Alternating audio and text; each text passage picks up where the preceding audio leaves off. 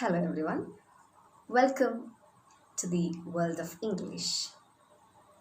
In this lecture, we are going to discuss about language and linguistics, that is the paper in your 5th semester BA English. In language and linguistics, we are now discussing the area linguistics as an interdisciplinary field.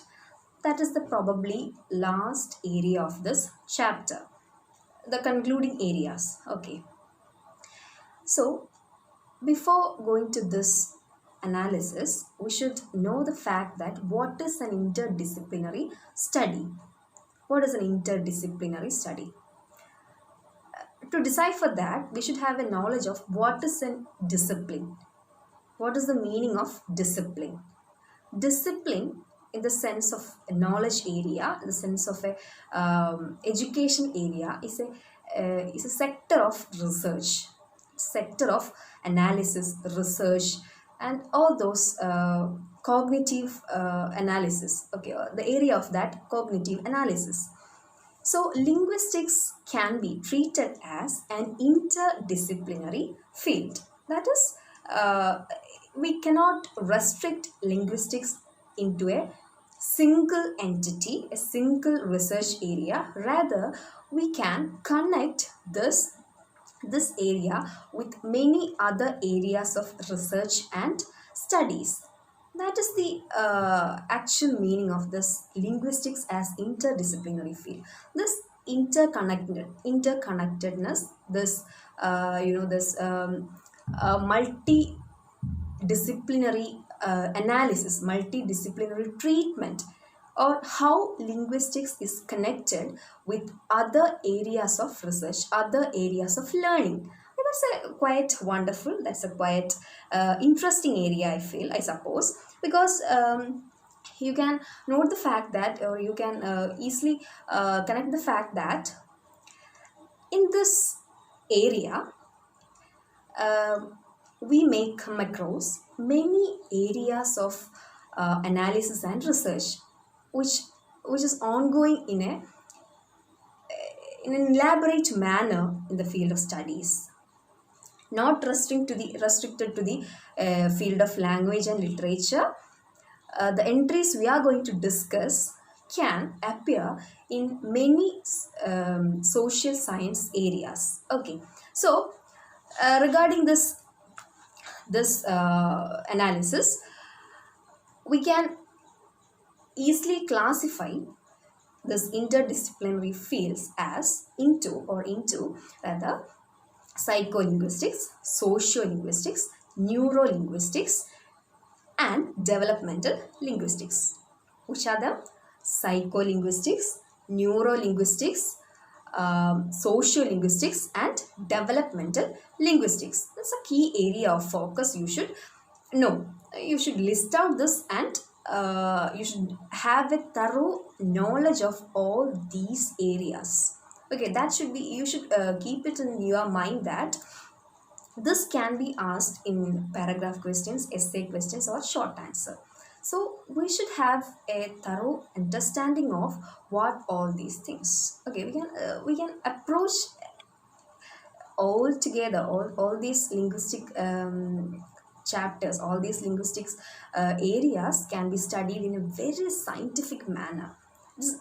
It's quite different from any other field of literature.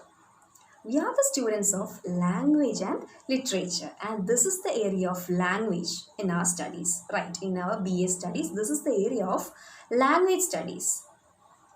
So, in this area, as I already told you, this demands a scientific approach.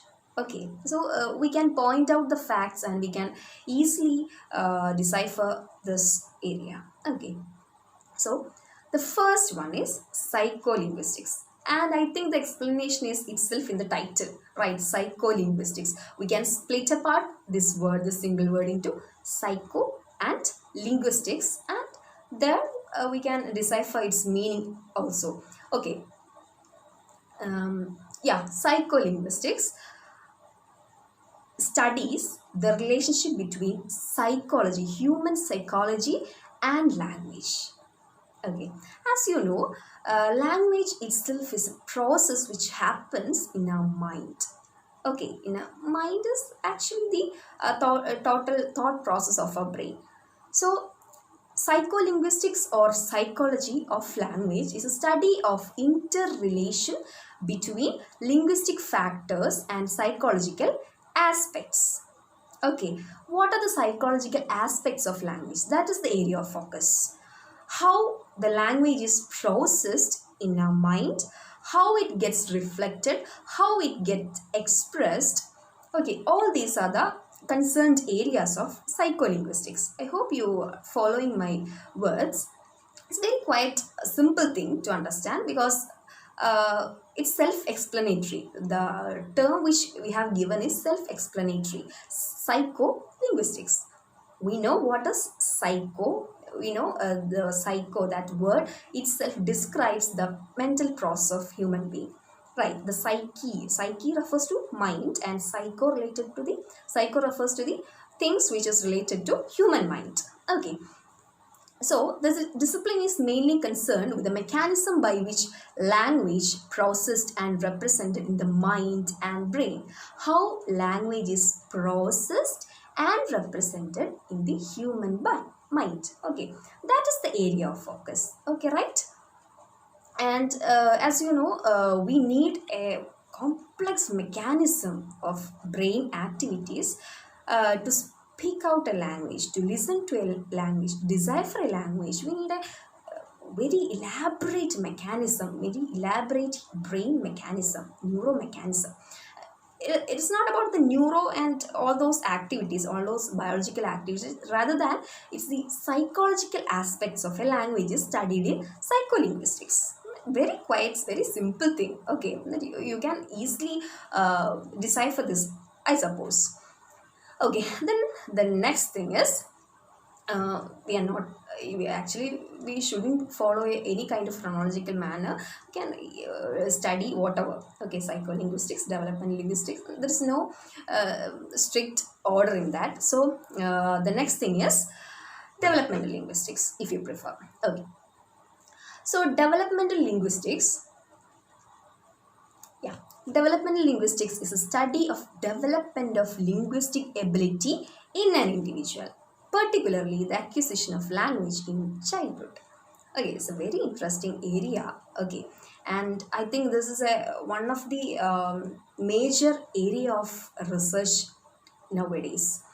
And all the childhood education process, especially the early childhood education process, is completely dependent upon developmental linguistics. As you know, the acquisition and development of language in a child is a very significant thing, right? The language acquisition mainly happens in our childhood, as you know. And developmental linguistics studies this kind of development, this kind of accumulation, this kind of acquisition of language, especially in children. Okay, the focus will be in children, but as you know, as secondary languages and foreign languages, we might not be studying in our childhood. We might not be acquiring in our childhood. Later, in our later phases of life, also we can acquire languages. Okay, probably in our case, in the case of people from Kerala, Malayalam is our mother tongue, and we will study or learn or acquire Malayalam language in our childhood itself. That's a quite normal thing. We will be exposed to the Malayalam speaking community from our mother, first from our mother, father, grandparents, siblings, and from our peer groups. We will be exposed to different kinds of Malayalam language. From our parents, we will get a kind of a language. From our grandparents, we will get another slightly different kind of language. Okay, I am talking about the context of language. Language is still same, but the context, the styles, the variations, the tone, everything will be different from each kind of categories.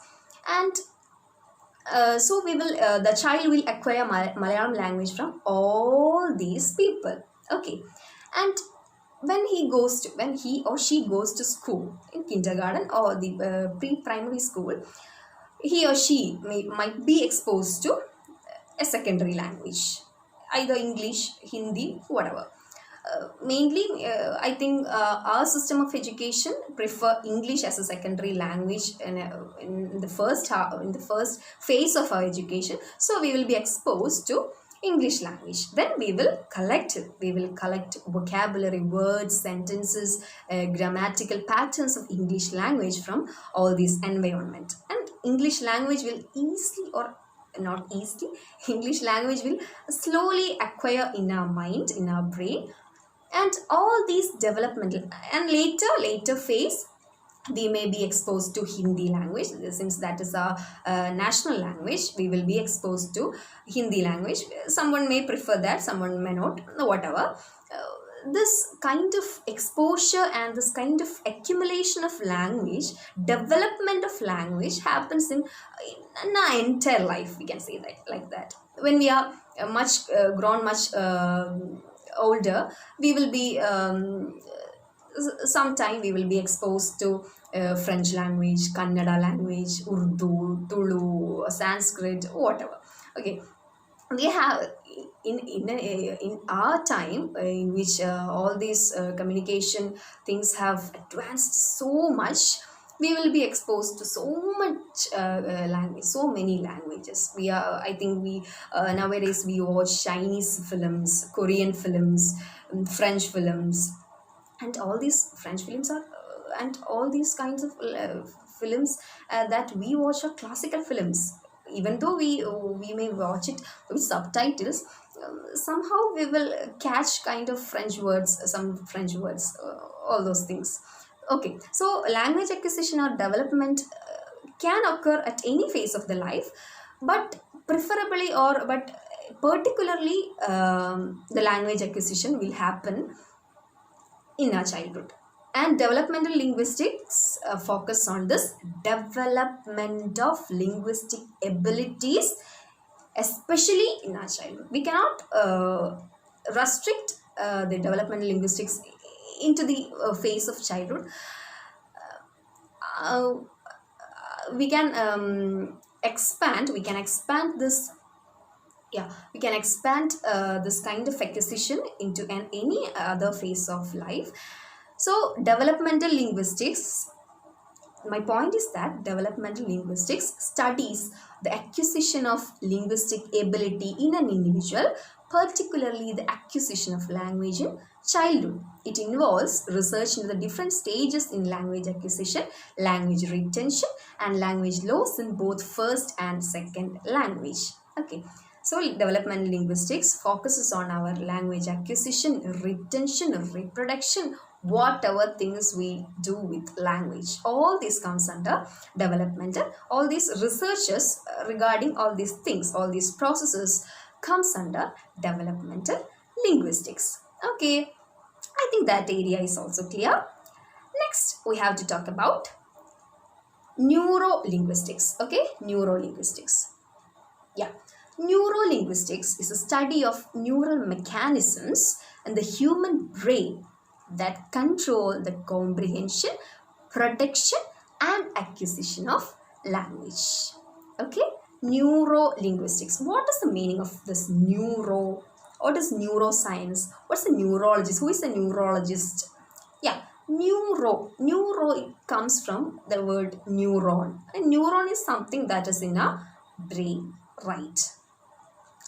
So neuro is a, I think the definition is like neuron is something that is a basic unit of neural system. I think that is the way of defining that. I don't remember it clearly since I studied it in my biology class somewhere in +1 or +2. So you know what is neuron. I am quite sure that.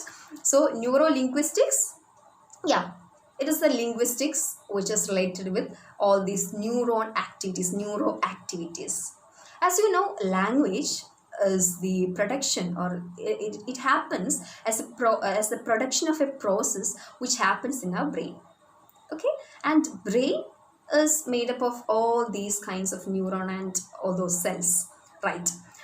So, language production, language comprehension, language acquisition, all these are intensely related with all these neuron and neural activities and everything. That's quite sure, right? So, neurolinguistics studies how the neural mechanism of human brain controls these linguistics abilities, these linguistics processes. Okay, how the neural mechanism and human brain, okay, how the neural mechanism in the human brain controls this linguistics activities. Okay, this is the key area of neuro linguistics. So that's also a self-explanatory word, neuro linguistics. So it's a kind of interdisciplinary study which combines linguistics and neurology. Okay, neurology and linguistics, all these two things are combined in neuro linguistics. Okay, I think that's clear.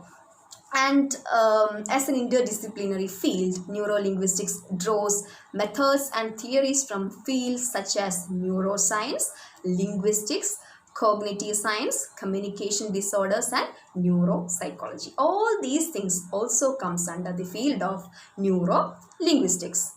Neuroscience, linguistic, cognitive science, communication disorders, and neuropsychology. Okay, all these things comes under neurolinguistics. That's also a quite clear thing to you, I suppose. And it is much different from psycholinguistics, that you should keep in your mind. Psycholinguistics is the relationship between language and our mind, okay, that thought process and all those things. And neurolinguistics is a more kind of biological thing which relates the neural mechanism and language process, language acquisition, all those things. Okay, you should very thorough regarding this distinction between neuro and psycholinguistics. Okay, then the last thing, that is sociolinguistics.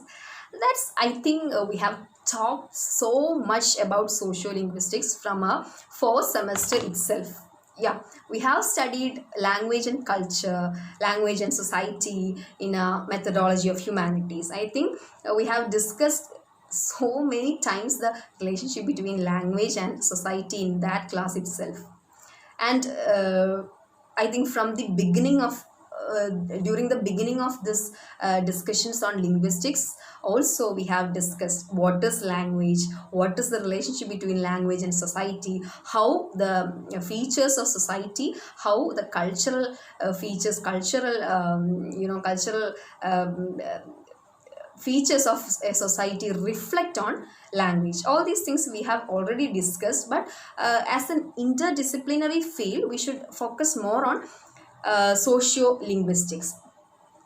Yeah, sociolinguistics is a descriptive study of effect of any and all aspects of society, including cultural norms, expectations, context on the way language is used, and society's effect on language. Yes, how language, not society, how language is used by a society, how all these cultural complexities, all these social complexities, all these social features reflect upon a language in that society. Okay, that is the focus area of sociolinguistics. Sociolinguistics. Socio is something related with society and how it connects with linguistics. That is the area of focus of sociolinguistics. And it's not about sociology of linguistics or sociology of language. It is something different. It is sociolinguistics studies how all these cultural norms, cultural features of a society reflect on the language of that society. Okay, it's some kind of a native kind of study. In sociolinguistics, we use more kind of native language studies regarding the native language rather than a rapid or a very general view. Okay, and that is about sociolinguistics. In social linguistics, we study ethnicity, religion, status, all those things in a society and how it is reflected in the language which is used by the people of that society.